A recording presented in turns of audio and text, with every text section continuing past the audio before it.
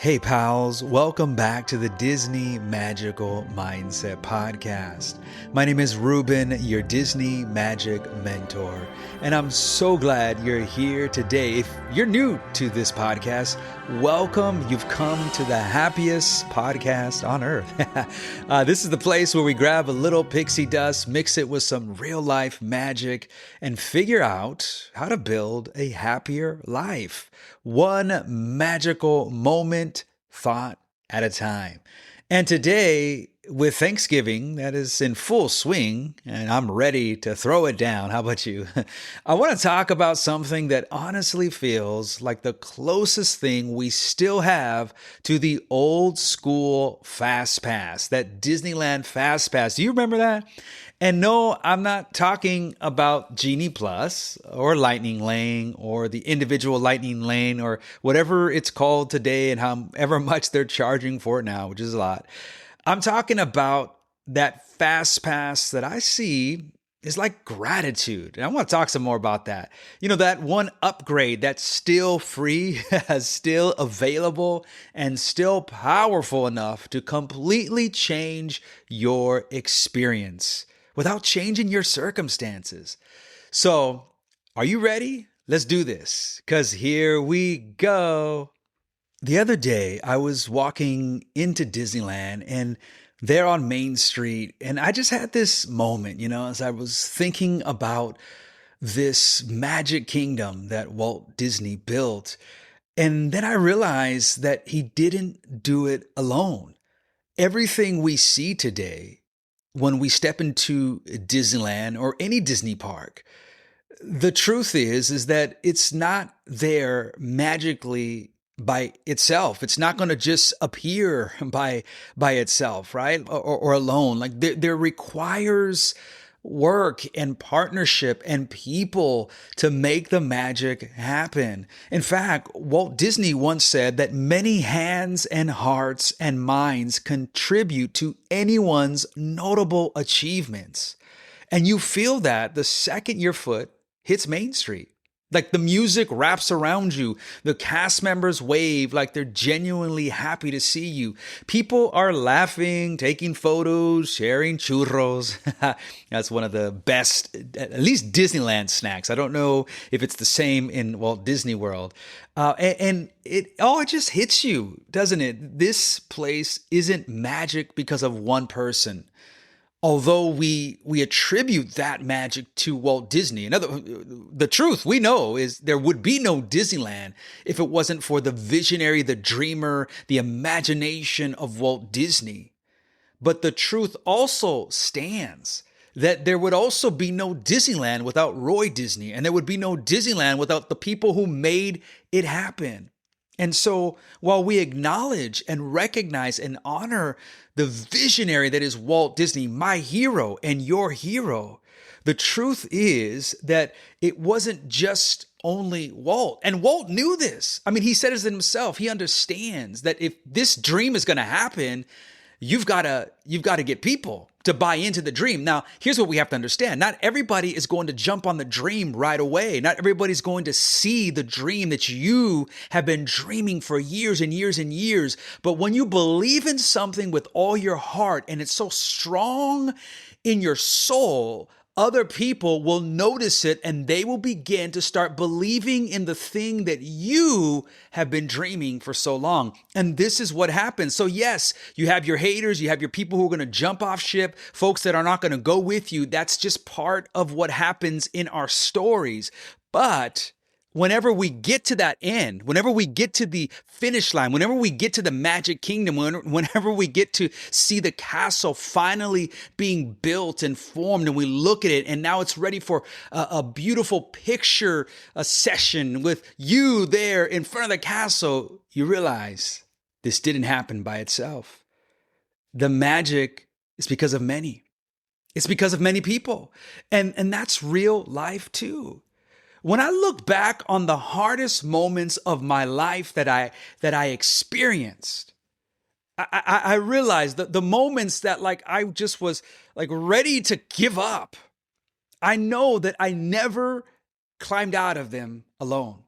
There will always please hear me, whatever season you're in right now, and however you might be feeling, if you're in that, like that hard moment, I promise you that there will always be someone who will be there to pick you up. There will always be someone I know who will believe in you, just like someone believed in me, encouraged me, pushed me, prayed for me, said something encouraging, and was simply there besides me, just like they will be for you. And there's something about gratitude that pulls you back into the bigger story. It reminds you that you didn't get here by yourself, and you don't have to be going by yourself either. Gratitude is that thing that reminds you that where you are today is because someone else helped you get there. Yeah. Now, I want to talk to you about something that easily kills, like destroys gratitude. It's the villain that will take gratitude all the time. And it's comparison. And I've talked about this before in previous podcasts. I spent a whole podcast episode on just comparison, but I want to take this moment to address it again, especially when it comes to gratitude, because if gratitude is a FastPass, you'll be talking about the FastPass, the beloved FastPass. Comparison is the 95-minute standby line with no shade. Ouch. If you've been in a line, maybe not 95 minutes. I don't know. Maybe you have. An hour. I mean, I got to admit, it's even hard for me to sometimes stand in a line that's like 45 minutes. I know I'm so spoiled.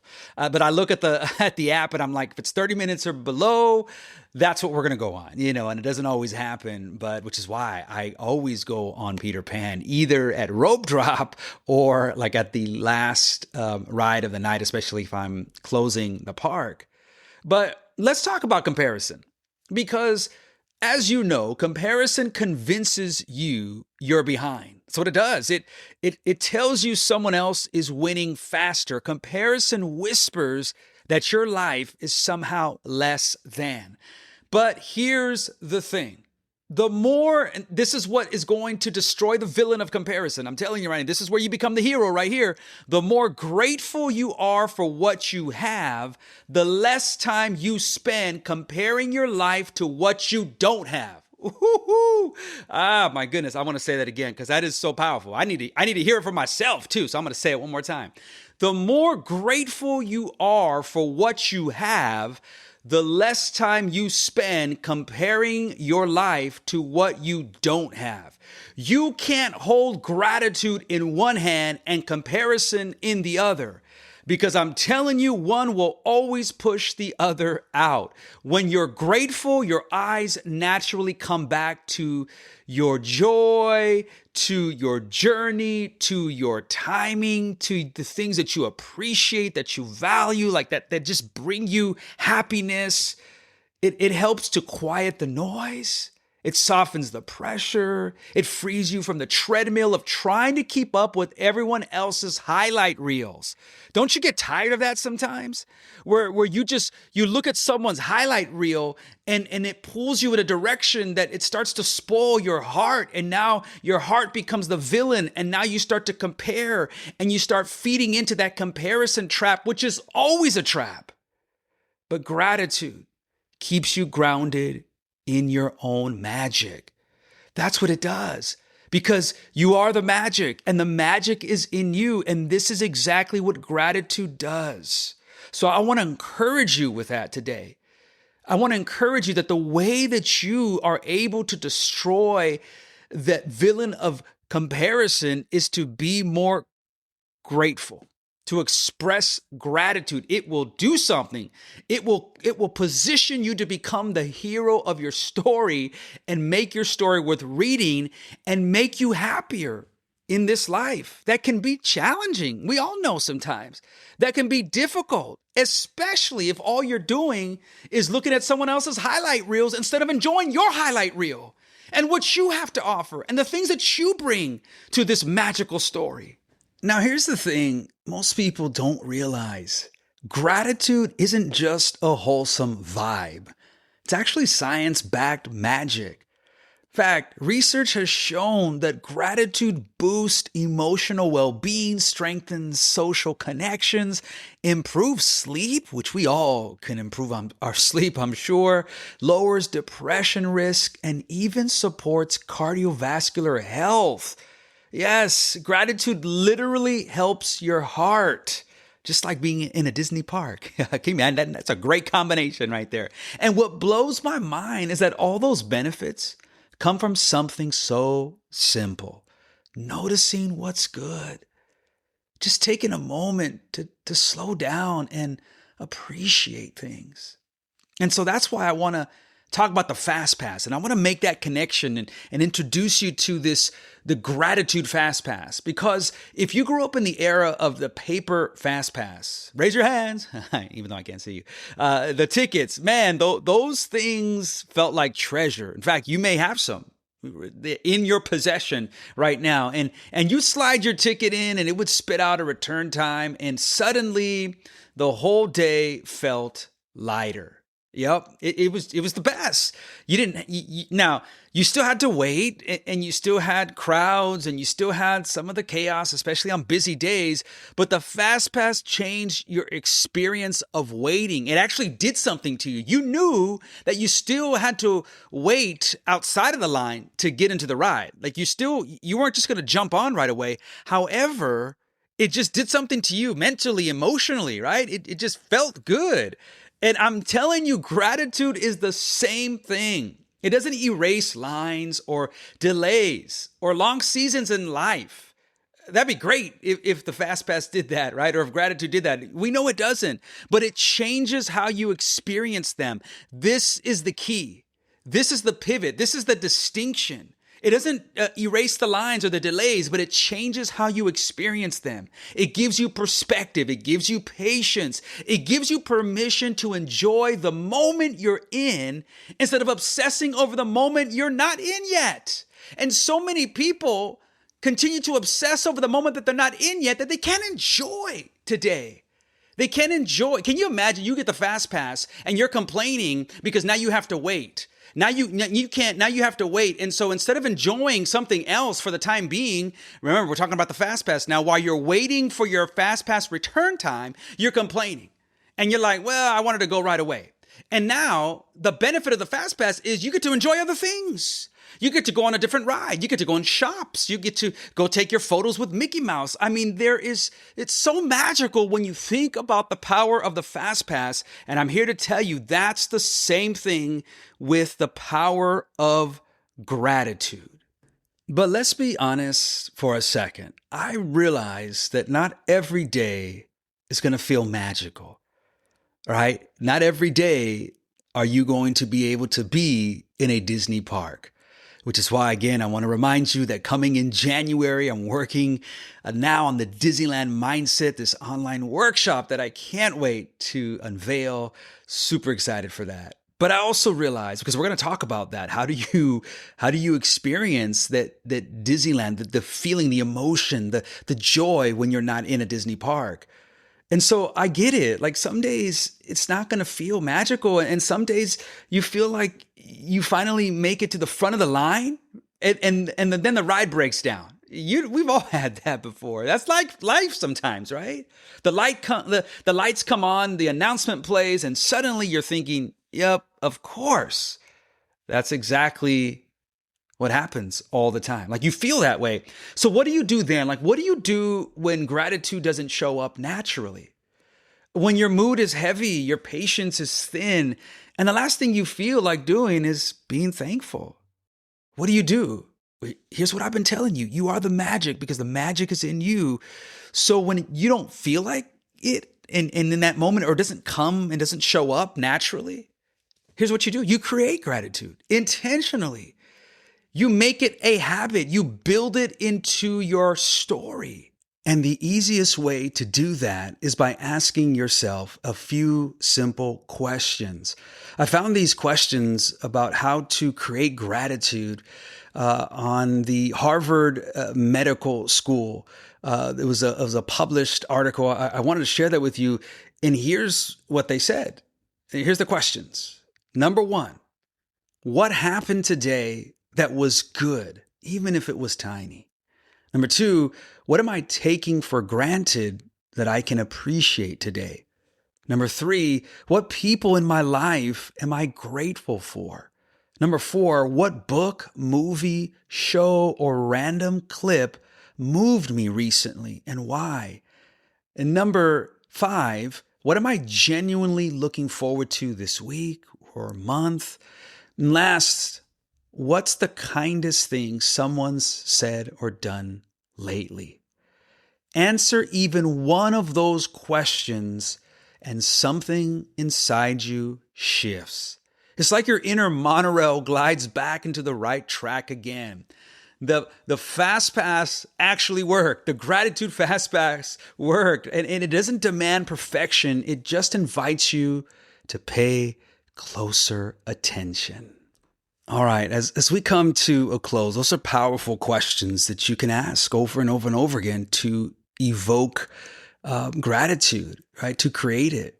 Because there are going to be some days, right, where it's just not going to come naturally. So you have to build that habit. But I want to give you today three practical, non-cheesy ways to bring more gratitude into your life this week, especially as we enter this week of Thanksgiving. And I want you to carry this even when Thanksgiving's over. And the first is the 10-second pause. Each morning, or maybe before you go to bed, each night, like a routine, I want you to ask, what's something I have today that I didn't have 5 years ago? Instant, magical perspective. It's like you become the fairy godmother. Bippity boppity boom, boom. And there you go. It will do something to you. That's a powerful question to ask. The 10-second pause. The second thing you can do is the thank you rule. One thank you. Each day, every day, thank one person. Text one person, DM that person, call them, whatever. It strengthens your relationship and your mindset instantly. There you go. Another thing you can do that will shift your perspective to a FastPass gratitude, like the gratitude FastPass. And then the last thing you can do is what I call the Disneyland lens. Throughout the day, ask yourself, if this moment happened at Disneyland or Walt Disney World, would I appreciate it more? And you'd be surprised how often the answer is yes. Gratitude isn't about pretending life is perfect, because we know that's not going to be. And we're all going to have seasons, right? It's about refusing to let the hard moments blind you to the good ones. And they're there. They're there, my friends. I know it's hard sometimes, but they're there. And you can do this. So here's the truth. Life will always have lines. Life will always have delays. Life will always have detours and seasons that take longer than you want. But gratitude is the fast pass that still works. Thankfully, I'm so grateful for that. It gets you out of your head and back into your life. It turns waiting into appreciating, comparison into confidence, and ordinary moments into magic. And so if you're listening to this right now, I want you to know that you're part of my gratitude list. Seriously. Your support, your messages, this amazing community, it keeps me going, and I don't take it for granted one bit that you take time out of your busy, sometimes chaotic, and I hope even more beautiful day to listen. And for that, I'm forever grateful, and I'm so excited for the journey that we'll take in the new year. So thank you so much for being here. Thank you for being part of the magic. And I hope this week you choose gratitude. We choose gratitude every time, even in the waiting, in the chaos, in the ride that breaks down. Because when you do, life gets a little sweeter and a whole lot lighter. Until next time, friends, keep believing, keep dreaming, and remember always, you are the magic, because the magic is in you.